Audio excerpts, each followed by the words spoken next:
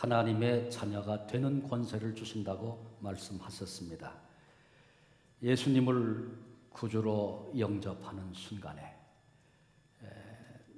내 죄악과 허물을 대신하여 십자가에 죽으신 예수님을 깨닫고 예수님을 구주로 영접하는 그 순간에 하나님의 자녀가 됩니다. 바로 그 순간이 구원의 순간이기도 합니다. 그렇다면 그 사람이 정말로 예수님을 영접했느냐 아니냐 어떻게 알 수 있겠습니까? 그것은 그 사람이 정말 하나님의 자녀가 됐느냐 아니 됐느냐 거기에 달려 있습니다. 그게 무슨 얘기입니까? 아이를 낳으면 신기한 일이 있습니다. 그건 뭐냐 하면 어디든지 부모를 닮는 구석들이 여기저기 있어요. 그래서 아버지가 주먹코면 아들도 주먹코입니다. 아버지가 곱슬머리면 아이도 곱슬머리가 됩니다. 우리가 하나님의 자녀, 사실로 하나님의 자녀가 되면 내 삶 속에 내 성품 속에 하나님의 성품이 나타나도록 되어 있습니다. 내가 그래야지 연습하고 그래서 되는 것이 아니라 생명이기 때문에 우리 속에 그것이 나타나도록 되어 있습니다. 그러니 하나님을 닮아가는 이 사람이 곧 하나님의 자녀인 것입니다. 어떤 사람이 나는 구원받았습니다. 나는 예수님을 영접했습니다. 그렇게 아무리 주장한다 할지라도 그의 삶과 성품 속에 항상 마귀의 성품이 드러나고 있다면 그는 결코 구원받은 자가 아닙니다. 이것이 예수님께서 오늘 본문을 통해서 우리에게 하시고자 하시는 말씀의 요지입니다. 자녀는 아버지를 닮도록 돼 있는 것입니다. 그러므로 나를 통해서 누구의 모습이 이 세상에 나타나고 드러나는가? 나의 아버지는 누구인가? 나는 누구의 자녀인가? 이것은 예수를 처음 믿는 사람만 아니라 모든 그리스도인들에게 항상 중요한 질문이 아닐 수 없습니다. 오늘 우리가 요한복음 8장을 지금 읽어가고 있는데 요한복음 8장을 보면서 주님이 마칠 일을 말씀하실 때 어려운 여건과 환경 속에서 많은 사람이 예수를 믿었다고도 했고 예수를 믿은 사람들에게 주님이 말씀하고 계셔서 오늘 본문의 말씀도 예수님을 믿은 무리들을 향하여 주님이 주신 말씀임을 우리 전제해 놓고 이 말씀을 살펴야 할 것입니다. 유대인들이 이렇게 주장을 합니다. 우리의 조상은 아브라함입니다. 물론 그렇습니다. 아브라함으로부터 유대민족이 시작됐으니 유대민족의 조상은 아브라함입니다. 그 아브라함은 하나님께서 믿음의 조상이라고 친히 인정하시므로 하나님과 특별한 관계에 있었음을 성경이 증언하고 있습니다. 그러니 유대인은 아브라함의 후손으로 태어난 것 이 한 가지만으로도 하나님 앞에 엄청난 크레딧을 가지고 있다고 그것을 가지고 태어났다고 생각하고 있습니다. 그러니 유대민족에게 있어서 아브라함의 자녀가 됐다. 아브라함의 후손이 됐다. 이건 그들의 긍지요 자랑입니다. 그런데 지금 예수님께서 이 긍지를, 이 자랑을 정면으로 도전하고 계십니다. 너희는 아브라함의 자손이 아니다. 혈통만 아브라함의 후손이라고 아브라함의 자손이 되는 것이 아니다. 그 이유는 너희가 참 아브라함의 자손이었다면 너희는 아브라함처럼 했을 것이다.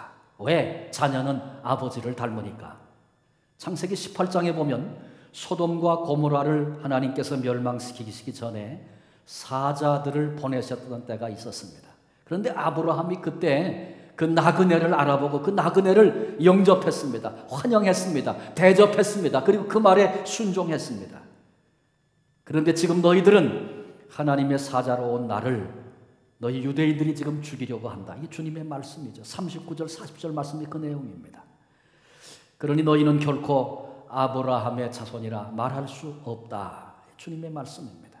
왜? 자녀라면 아비를 닮아야 마땅한데 너희의 하는 행동을 보니까 너희 아비가 따로 있다. 이 주님의 지적입니다. 유대인이 이 얘기를 듣고 41절에 이렇게 말합니다. 우리가 음란한 데서 나지 아니하였고 아버지는 한 분뿐이시니 곧 하나님이시로다.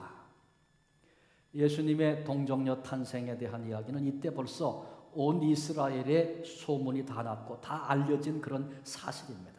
그래서 예수님을 반대하고 죽이려는 이들은 예수는 사생아다. 결혼도 하기 전에 모친이 바람을 피워 낳은 아들이다. 이런 악성 루머를 퍼뜨렸고 이런 것들이 그들에게는 너무나 좋은 자료가 아닐 수 없었습니다.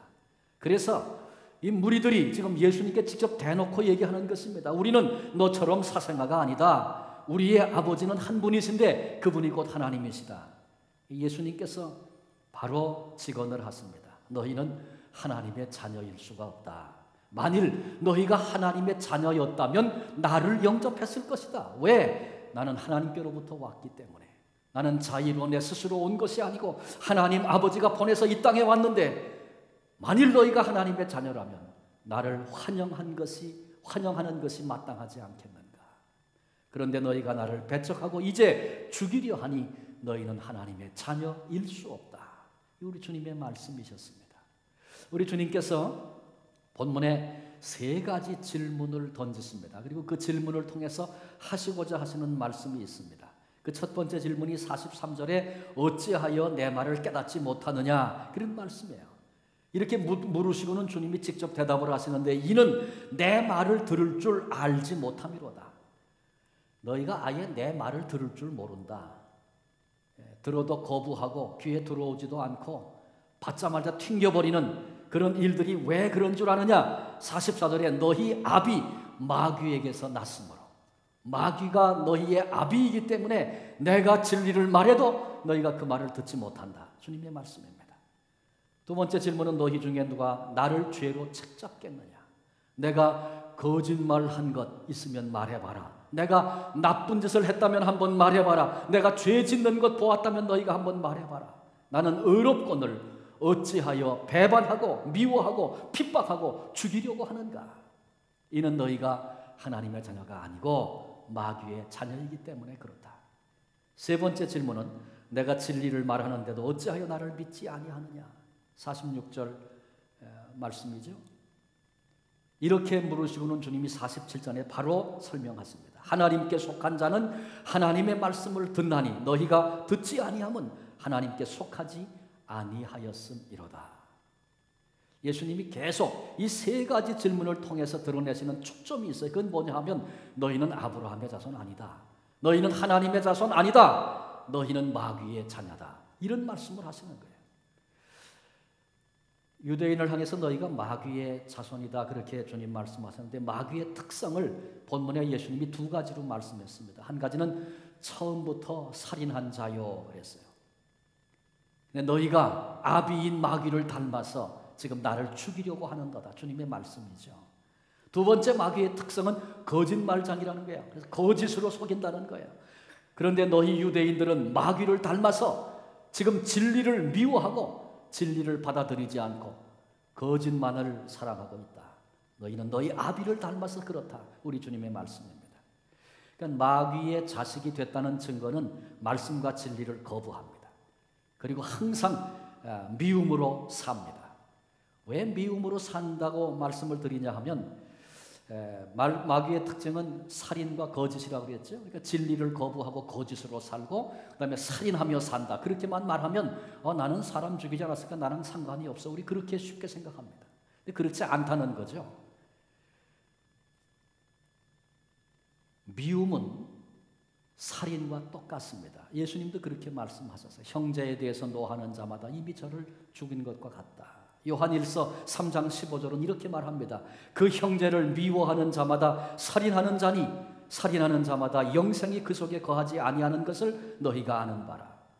어떤 사람이 살인하는 사람이라고요? 마음으로 미워하는 사람이 살인하는 사람이라고 그랬어요. 그러니까 우리 마음속에 진리를 거부하고 미워하는 마음이 있으면 그것은 마귀의 자녀된 증거다. 두려운 말씀 아닙니까? 그런가 하면 우리 마음속에 진리를 사모하는 마음이 있고 사랑하고자 하는 그런 마음이 있으면 그것은 하나님의 자녀인 증거다. 주님의 말씀입니다. 이 말씀을 들으면서 이건 너무 흑백 논리가 아닌가 그렇게 생각하시는 분이 혹 계실지 모르겠습니다. 나는 아직 하나님의 자녀는 아닐지 몰라도 적어도 마귀의 자녀는 아니다. 나는 중간쯤 돼 있나 보다. 중립이다. 그렇게 생각하시는 분이 혹 계십니까? 이것은 착각이며 오해입니다. 마귀가 심어준 거짓말입니다. 고아는 부모가 없는 사람을 고아라고 얘기하죠. 저도 어머니 아버지가 다 돌아가셔서 그렇게 따지면 고아입니다. 그런데 고아라고 해서 정말 부모가 없는 것입니까? 어떤 경우에는 돌아가시는 경우도 있지만 또 누가 낳아줬는지를 몰라서 고아가 되는 경우도 있습니다. 분명히 낳은 분이 있으니까 자식이 있는 거죠.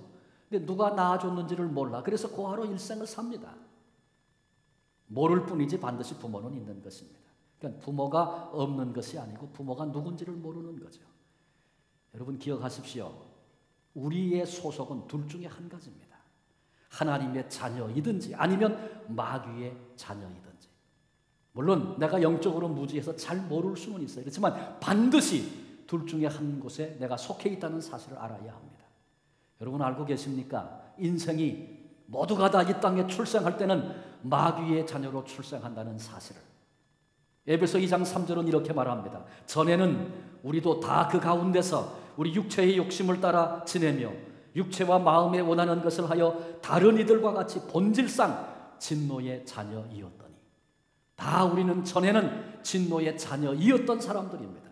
그런데 우리 생애 속에 찾아오신 예수님을 만나고 그 예수님을 영접하고 성령께서 우리 안에 들어오심으로 우리가 운명이 바뀐 그런 존재가 된 것입니다. 우리의 신분이 달라진 것입니다.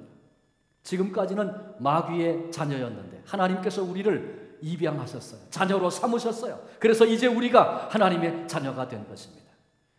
그런데 우리가 하나님의 자녀가 되면 하나님의 생명을 받는 것이기 때문에 우리 속에 아버지이신 하나님의 성품이 차차차차 나타나게 되어 있습니다. 내 신분이 무엇인가를 살펴보십시오. 나는 누구의 자녀입니까? 누가 나의 아버지이십니까? 제가 우리 중앙교회를 목회하는 목회자로서 정말 마음에 바라는 것이 있습니다. 그건 뭐냐 하면 우리 중앙교회 출입하며 예배하는 모든 사람들은 다 하나님의 자녀가 될 줄로 믿고 그리고 그 일을 기대하고 그 일을 바랍니다. 이럴 수는 있어요. 하나님의 자녀인데 아직 육성이 강해서 옛날 성향이 아직도 남아있어서 때때로 마귀의 자녀, 마귀의 종로로 탈 때가 있다. 그런 경우를 생각해야 합니다. 우리가 진리를 사모합니다. 그런데 가끔 진리를 향해서 거부감이 생길 때도 있을 수 있어요. 우리가 사랑하며 살려고 합니다. 그런데 가끔 미움이 생기기도 합니다. 우리의 사랑이 온전치 못하지만 물론 사랑에 대한 부담이 있죠.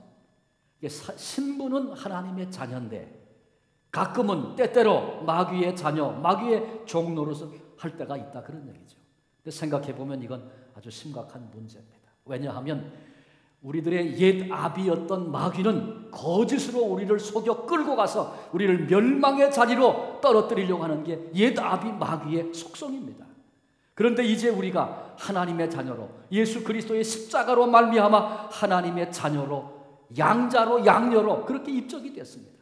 그런데도 옛 아비를 종종 찾아가서 그를 돕고 그와 여전히 관계를 유지하며 그렇게 산다면 그건 비극입니다. 마귀는 처음부터 살인자입니다. 파괴를 일삼는 자입니다. 그래서 마귀는 나를 파괴하고 그리고 나를 통해서 이웃을 끌어내서 이웃을 파괴시키고 그리고 우리가 속해 있는 공동체를 파괴하도록 합니다. 이것은 마귀의 본성입니다.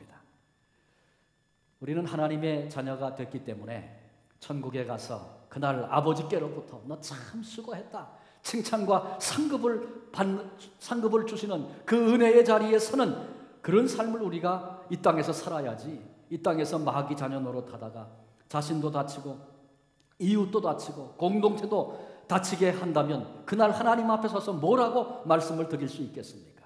그러므로 성도된 우리는 예외 없이 마귀와 영적인 싸움을 감당해야 하고 그리고 그 싸움에서 승리자가 되어야 하는 것입니다. 마귀와 싸우는 일, 이건 영적인 일이기 때문에 쉽지 않습니다. 그러나 또 그렇게 어려운 것만도 아닙니다. 무슨 말씀을 드리려고 하면 이런 것입니다. 영문도 모른 채 뒤통수를 맞는다면 우리는 그 싸움에 늘 당할 수밖에 없습니다. 그러나 마귀의 방법을 알고 마귀가 어떤 존재인가를 알고 영적인 싸움을 감당하면 그때는 해볼만 하다 그런 얘기입니다. 마귀를 대적하고 마귀를 공격하는 방법도 우리 하나님이 제시해 주십니다. 마귀가 가지고 있는 큰 무기 두 가지가 있어요. 그걸 어떻게 우리가 다루고 대적해야 할 것인가 먼저 그걸 배워야 할 것입니다.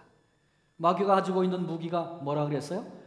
첫 번째로 예수님께서 거짓말장이다. 마귀는 처음부터 거짓의 압이다. 그러니까 마귀는 거짓을 통해서 우리에게 역사합니다. 우리를 교모히 속이는 것입니다. 그래서 그게 마귀의 무기고 전략이라는 사실을 깨닫고 그걸 잘 경계하고 대처할 수 있어야 합니다. 이 설교를 들으면서도 시험을 받을 수 있습니다. 또 이렇게 말씀을 드리면 누가 유목사 설교를 듣고 시험을 받았나? 이렇게 또 생각하는 분이 계실지 모르겠어요. 이것도 마귀가 우리를 속이는 겁니다. 그런 얘기를 지금 하는 것이 아니고 설교, 하나님의 말씀을 듣는 순간에도 사탄이 우리를 교묘하게 속일 수 있는데 하물며 일반적인 일에서 일반적인 사건 속에서 문제 속에서 사탄이 얼마나 우리를 속이겠는가? 경성해야 된다. 그런 얘기입니다. 우리가 설교를 들으면서 혹시 시험이 찾아온다면 그 순간에 나는 지금 마귀의 공격을 받고 있구나.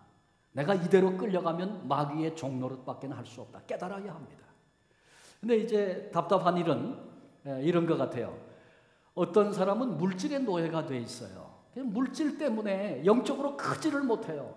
진정한 축복을 누리지 못해요. 근데 이런 사람들은 설교의 헌금에 대한 설교를 들어야 마땅하지 않겠습니까? 근데 물질의 노예가 된 사람은 이상하게 말이죠. 헌금 설교를 들으면 시험을 받습니다. 여러분 잘 생각해 보십시오. 어떤 사람은 인생을 허비하고 낭비합니다. 물론 자기는 열심히 산다고 살지만 하나님의 시각에서 보면 인생을 허비하고 낭비하고 그렇게 사는 거예요. 이런 사람은 헌신에 대한 설교를 들어야 할 사람입니다.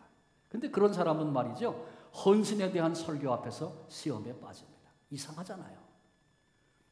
또 어떤 사람은 꼭 용서에 대해서 들어야 할 사람이 있어요. 왜? 용서해 주지 못함으로 그 믿음이 성장하지 못하고 제자리 걸음을 계속합니다.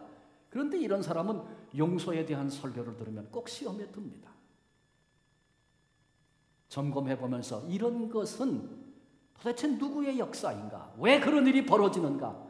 이건 마귀의 역사다. 마귀가 우리를 속인다. 볼 수 있어야 합니다. 시험 받는 분들은 말씀의 내용 때문에 시험을 받는 건 아닌 것 같아요. 동기 때문에 시험을 받습니다. 무슨 얘기냐 하면 왜 저런 얘기를 하지? 저런 얘기를 하는 데는 무슨 동기가 있다는 거죠. 시간 때문에 시험을 받습니다. 왜 하필이면 이럴 때 그런 얘기를 하느냐는 것입니다. 방법 때문에 시험을 받습니다. 왜 그런 식으로 그런 방법으로 얘기를 하냐는 것이죠. 그러니까 중요한 본질 내용은 밀어놓고 지엽적인 것을 붙잡고 그것 때문에 마음에 거부감을 심어주고 그 내용이 귀에 들어오지 못하도록 막아버리고 마음에 와 닿지 못하게 하고 거부하게 하는 그 역사, 어디서부터 오는 것입니까? 그건 마귀의 역사입니다. 그러니까 설교를 들으면서 마음에 거부감이 오면 지금 마귀가 내 문제를 통해서 나를 건드리고 있구나, 나를 속이려고 하는구나 깨달아야 합니다. 마귀가 하자는 대로 결코 할 수 없다. 결단해야 하는 것입니다. 설교를 들으면서 거부감이 여러분 혹시 있을 때가 있으셨습니까? 그건 개인적으로 전부 다르겠습니다만은 신앙생활하면서 아마 그럴 때 있을 것입니다. 그러면 그때 하나님께 여쭤야 됩니다. 하나님, 왜 내가 지금 이 설교를 들으면서 거부감이 옵니까? 주님, 이 순간에 내 안에 어떤 부분을 보고 회개하기를 주님이 원하십니까? 그렇게 여쭤볼 수 있어야 합니다. 그리고 그때 해야 될 것은 회개입니다. 마귀는 거짓 속임수로 우리를 공격하는데 그 마귀의 거짓을 대항할 수 있도록 하나님이 우리에게 주신 또 다른 무기가 바로 곧 회개인 것입니다. 무엇을 회개하기를 하나님 원하십니까? 이게 내가 굉장히 이 말씀 들으면서 부담스럽고 거부감도 생기고 힘든데 이 말씀 앞에 내가 회개해야 할 것이 과연 무엇입니까? 하나님께 여쭤보면 하나님 반드시 깨닫게 하시고 가르쳐 주십니다. 그때 마귀가 끄는 대로 놀아나는 것이 아니라 하나님께 여쭤보고 회개의 자리로 나가야 합니다. 마귀가 가지고 온 거짓과 싸워야 하는 것입니다. 회개는 고백하는 것입니다. 더 이상 자기를 변명하지 않고 하나님 앞에 정직하게 진심으로 자기를 드러내는 것입니다. 그래요, 하나님, 내 속에 물질을 사랑하던 욕심이 있었어요. 그거 숨겨놓고 다른 얘기만 내가 했어요. 나를 위해서, 내 기쁨을 위해서 시간을 쓰면서 나는 시간이 없다고 하나님 앞에 시간적으로 인색한 삶을 내가 살았었어요. 하나님 앞에 있는 그대로 내놓는 것입니다. 두 번째는, 회개의 두 번째는 그렇게 자백할 때 하나님이 용서해 주셨다. 하나님의 용서하심을 믿는 것입니다. 반드시 자백하면 하나님 용서해 주시겠다고 약속하셨어요. 그래서 용서해 주셨다 이 사실을 믿는 것만 아니라 그런 죄에서 나를 용서하신 하나님께 더 적극적으로 감사하는 것입니다. 그리고 회개의 마지막 세 번째는 나도 나 자신을 용서하는 것입니다. 많은 경우에 하나님은 나를 용서하셨는데 내가 나를 용서하지 못해서 하나님은 벌써 다 잊어버렸는데 나는 계속 그 문제로 나를 얽어매고 거기서 놓이지 못하는 그런 경우는 온전한 회개에 이르지 못한 것입니다. 그렇습니다. 하나님이 용서하셨기 때문에 나도 나를 용서할 수 있어야 합니다. 마귀는 거짓말로 우리를 미혹합니다. 그래서 나를 종으로 삼으려고 하고 나를 다치게 하고 나를 통해서 주위 사람 다치게 하고 공동체 다치게 하는 그런 일을 마귀는 지금도 도모하고 있습니다. 이 마귀가 끌고 가는데 내가 끌려갔었구나 이렇게 느껴진다면 즉시 회개라고 하는 무기를 사용해야 합니다. 그래서 더 이상 마귀에게 종노릇하지 않고 마귀의 도전과 시험을 물리치는 그런 승리하는 성도가 되어야 합니다. 두 번째로 마귀가 가져다주는 무기가 있는데 마귀가 쓰는 무기는 미움입니다. 왜? 마귀는 살인자이기 때문에 미움이라고 하는 무기를 사용합니다.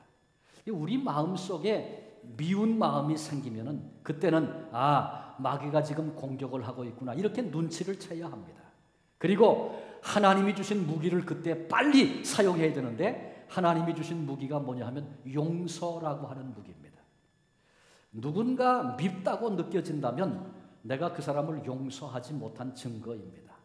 어떤 사람을 정말로 용서했다면 미워하지 않도록 돼 있는 것입니다. 그러므로 미움이 내 속에 있다면 용서하지 못했다. 그 증거가 됩니다. 예수님께서 너희에게 죄진 사람들을 용서하지 않으면 나도 하늘 아버지도 너희를 용서하지 않는다. 너희가 용서하지 않으면 용서받을 생각도 하지 말아라. 주님 그렇게 단호하게 말씀하셨습니다. 예수님이 우리를 용서해 주시지 않는다면 우린 여전히 지옥의 자식입니다. 그러므로 우리가 내가 용서하지 않으며 산다는 것은 아주 심각한 문제가 아닐 수 없습니다. 용서가 우리 신앙인에게 얼마나 중요한가 깨달아야 합니다. 거기 영생이 달려있기 때문에 그렇습니다. 미움에 대한 얘기를 하면 어떤 분은 그런 얘기를 하는 분도 있어요. 나는 특별히 미워하는 사람이 없습니다. 그렇게 말씀하시는 분이 있을 수 있어요. 여러분은 어떤가? 나는 미워하는 사람이 있다. 그렇게 생각되시는 분도 있을 거고 나는 특별히 미워하는 사람이 없습니다. 그렇게 생각하는 분도 있을 것입니다. 자, 한번 바꾸어서 이렇게 물어볼까요? 그러면 특별히 미워하는 사람은 없지만 좀 싫은 사람이 있지는 않습니까? 싫은 사람. 어떻습니까? 마음으로 대답을 좀 해보십시오. 저를 쳐다보시는 표정이 이게 있는지 없는지 잘 모르겠는데 나는 특별히 미워하지는 않습니다. 그렇게 말해도 사실은 싫어하는 사람은 저마다 다 있습니다. 근데 여러분 미워한다는 말과 싫어한다는 말이 똑같은 말입니다. 아시겠습니까? 적극적이고 외향적인 사람은 미워합니다.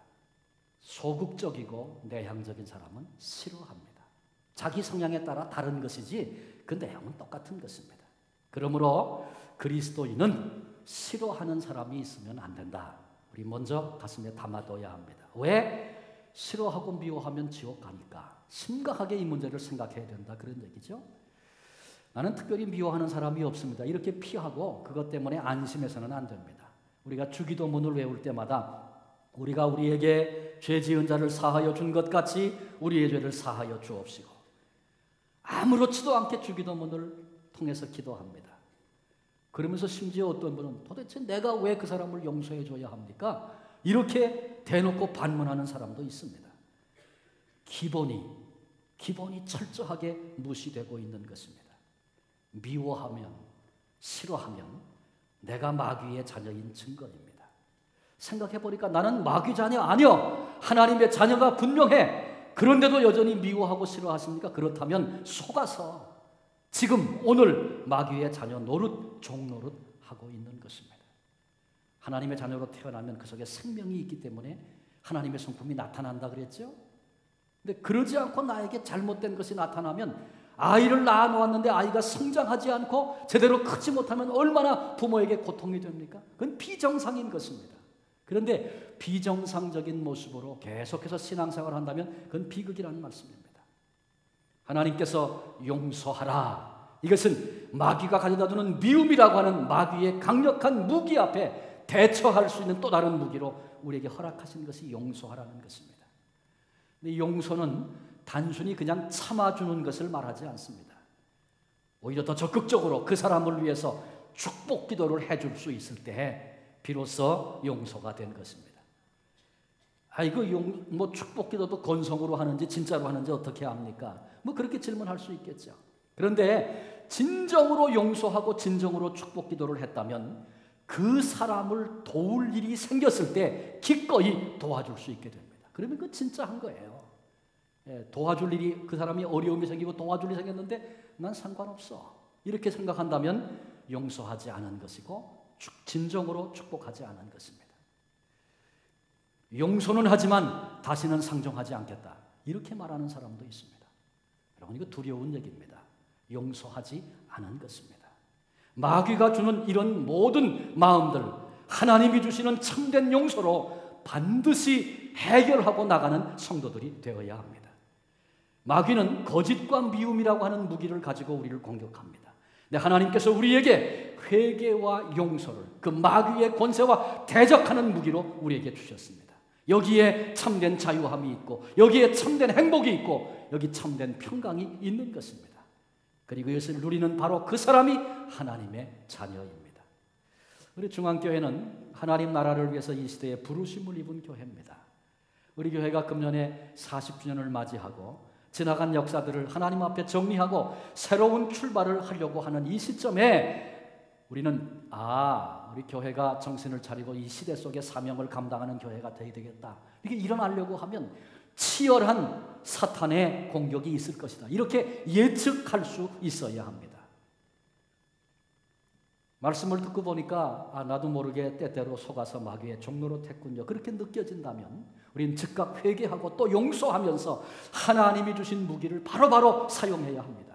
앞으로 우리가 살아가면서 내가 마귀에게 속았구나, 이렇게 깨달아지면 빨리 회개하고 또 용서함으로 하나님 주신 무기로 승리해야 합니다. 오늘 아직 마귀에게 속지 않았고 아직 그런 문제가 없다고 느껴질 때도 그런 일이 우리 앞에 찾아올 수 있다는 사실을 알아야 합니다. 그래서 미래를 위해서 예방할 수 있는 세 가지 방법, 세 가지 원칙에 대해서 좀 소개를 드리려고 합니다. 첫 번째입니다. 언제든지 좋은 쪽으로 생각하라. 이게 첫 번째 방식입니다. 우리 인간의 마음은 예외 없이 다 사악합니다. 그래서 항상 생각이 부정적인 쪽으로 흘러가도록 그렇게 되어 있습니다. 주일날 친교실에서 이렇게 쓱 지나갔는데 어떤 사람이 나를 모른 척하고 지나갔어요. 그러면 두 가지 생각할 수 있죠. 한 가지는 못 봤나 보다, 마음에 다른 분주한 생각이 있었나 보지, 그렇게 생각하는 거고, 또 다른 한 가지는 저 사람이 나하고 유감이 있나? 이런 생각입니다. 근데 어느 쪽으로 흘러가기가 쉬워요? 대체로 저 사람이 나한테 기분 나쁜 게 있다, 이런 쪽으로 흘러가기 쉬운 게 이게 인간의 마음이에요. 그런데 여기서부터 얼마나 많은 문제가 시작되는지 모릅니다. 그러므로 분명한 사실을 알기 전까지는 언제든지 어떤 상황과 문제가 딱 생기면 어떤 쪽으로 생각하라고요? 좋은 쪽으로 생각해라. 이것이 첫 번째 원리입니다. 두 번째 원리는 대화를 시작하는 것입니다. 아무리 계속 좋은 쪽으로 생각해야지, 좋은 쪽으로 생각하지, 그래도 마음 깊은 곳에서 부글부글 끓어오르면 감당이 안 되는 거예요. 그걸 계속 좋은 쪽으로 생각하겠다고 누르면 언젠가는 용주털이 터지는 것처럼, 튀어오르는 것처럼 터지는 순간이 우리에게 와서 더 큰 문제가 된단 말이죠. 그게 인간이란 말이죠. 그래서 무조건적으로 이해해야 된다, 그러고만 하지 말고 대화하는 것입니다. 당신이 언제 나를 보고도 모른 척 했는데 그 전에 이런 일 때문에 섭섭해서 그런 겁니까? 이렇게 이제 대화를 시작하는 거예요. 물어보는 거예요. 여러분, 마귀의 전략을 부수는 좋은 방법이 있는데 그게 바로 대화입니다. 두 번째 방법, 대화 시작하는 것. 세 번째 방법입니다. 세 번째 원리는 대화를 할 때 상대방이 한 말을 그대로 믿어주라는 것입니다. 그날 인사도 안 받고 그러던데 그때 일 섭섭해서 지금도 그러는 거야? 이렇게 물어봤어요. 그랬더니 아닙니다. 내가 그날 이런 일 때문에 마음이 생각이 분주해서 아마 지나가는데 제가 못 본 모양입니다. 미안합니다. 그렇게 얘기하면 기꺼이 그 말을 그대로 믿어주라는 것입니다. 근데 그 얘기를 들으면서 마음속으로 말은 저렇게 해도 지가 속에 유감이 있으니 그렇지, 이렇게 속으로 딴 생각을 한다면 그런 대화라면 하나만하라고 하는 것이죠. 그래서 그때 내가 물었을 때 하는 대답을 액면 그대로 믿어주는 거, 이거 굉장히 중요한 원리입니다. 한번 점검해 보십시다.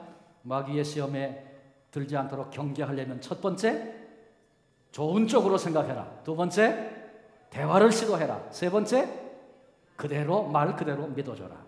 이거 세 가지 잘하면 거짓과 미움이라고 하는 마귀의 도구에 걸려들지 않고 우리가 그리스도 안에서 승리할 수 있는 것입니다.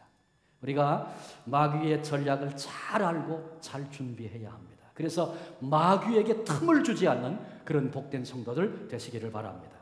마귀와 싸워 이기려면 정신을 차려야 돼요. 아, 이게 마귀의 역사구나. 이렇게 알아차리기만 해도 그건 벌써 절반을 이긴 것입니다. 무슨 얘기냐 하면 많은 사람들이 마귀에게 패배하고 종노릇하는 것은 지금 내가 마귀와 싸우고 있다, 마귀가 지금 날 건드리고 있다, 그 사실조차 모르기 때문에 우리가 패배하는 것입니다. 이게 마귀가 지금 역사하는구나, 마귀가 나를 도전하고 있구나, 그게 알아지면 대처하는 방법부터가 달라지게 되어 있습니다. 우리가 그걸 몰라서 얼마나 많은 고통을 겪고 있고 그렇게 인생을 삽니까? 한 목사님의 간증을 좀 소개해 드립니다. 이분은 평신도 지도자로 있다가 목사가 되신 분인데 평신도 지도자로 교회를 섬길 때 경험했던 일이라고 합니다.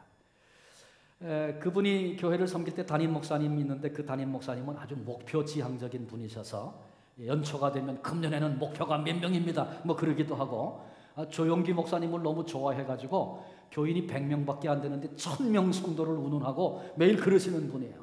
그런데 지금 이제 그 간증하는 목사님, 평신도 지도자로 그 교회를 섬기고 있을 때 이분은 그 과학자였기 때문에 그런 얘기가 너무너무 싫었다는 거예요. 그렇게 말하는 게. 그런데 어느 날 자꾸 그런 것에 부대끼다 보니까 마음에, 야, 이분이 영혼이 불쌍해서 목회를 하는 분인가? 아니면 자기 야망 때문에 목회를 하는 사람인가? 이런 질문이 딱 떠오르더라는 겁니다. 근데 그런 생각을 하고 나서 보니까 모든 게 다 그렇게 보이기 시작했다는 거예요. 그래서 목사님이 전도합시다 그러면, 야, 교인 수 꽤나 불리려고 애를 쓰는구나, 그렇게 느껴지고, 열심히 신방하는 모습을 보면 저렇게 허겁지겁 어떻게든지 끌어들이려고 그렇게만 하고 있구나, 그렇게 보여지고, 일단 그런 마음이 드니까 무슨 일을 해도 그렇게 보이고 그렇게 들리더라는 것입니다. 목사님이 예배 중에 눈을 감고 찬송을 부르면, 아이고, 쇼도 참 잘한다, 그렇게 느껴지고, 마음이 불편하니까 도대체 내가 왜 남의 야망을 위해서 이용을 당해야 되는가, 이런 극단적인 생각까지 들어오고, 차라리 교회를 옮기는 게 낫겠다, 그런 생각까지 하게 됐다는 것입니다. 이분이 늘 그러니까 얼마나 그렇게 신앙생활하니까 힘들겠어요. 얼굴이 얼마나 어두웠겠어요. 한 번은 담임 목사가 일부러 찾아와서 무슨 염려라도 있습니까? 그렇게 물었어요. 관심을 보였어요. 그랬더니 자신에게 관심을 보이는 그 목사님의 얘기가 고마운 게 아니고 아주 역겹게 생각이 되는 것입니다. 은혜는 되지 않고 하는 모든 말마다 거부 반응이 생겼습니다. 그렇게 괴로운 시간을 보내다가 어느 날 갑자기 그런 마음이 들었다 그래요. 이 걷잡을 수 없는 거부감, 도대체 어디서 온 것인가? 내가 좀 그것을 확인해 봐야 되겠다. 그래서 이분이 작정을 하고 노트를 펴놓고 우리 교회 담임 목사, 자기 야망을 위해서 하는 목회, 그렇게 딱 타이틀을 써놓고 이제 그 이유를 거기다가 적어보려고 이제 생각을 시작했다는 거예요. 근데 하나하나 따져보니까 물론 그렇게 생각할 수도 있지만 얼마든지 좋은 쪽으로도 해석할 수 있는 것이네, 이렇게 모든 생각마다 살펴보고 적으려고 해보니까 그런 일들이라는 거예요. 뚜렷한, 내가 그렇게 단정할 만한 뚜렷한 이유가 없다, 이렇게 결론이 났다는 거예요.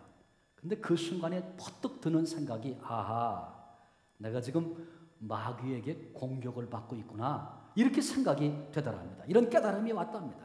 그래서 그간의 신앙생활하면서 얼마나 괴로웠겠어요. 회개도 하고 별짓도 다 해봤지만 그게 해결이 안 되는 거예요. 그런데 이게 마귀의 공격이다, 이 한 가지가 깨닫고 나니까 정신이 번쩍 들더랍니다.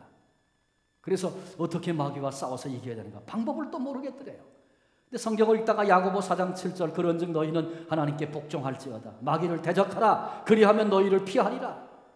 마귀가 주는 생각을 붙잡지 말고 대적해야 되는 거구나, 그렇게 생각하고 선포를 시작했답니다. 나는 더 이상 마귀에게 속지 않는다. 우리 목사님은 영혼을 사랑하는 사역자다, 그렇게 선포했다 그래요. 나는 주님의 피로 깨끗이 씻음을 받은 사람이어서 더 이상 마귀가 내게는 손댈 수 없다, 선포했다는 것입니다. 그런데 이렇게 선포도 하고 고백도 하고 고민도 하고 기도도 하지만 한 번 마음에 들어온 그 생각이 잘 지워지질 않더래요.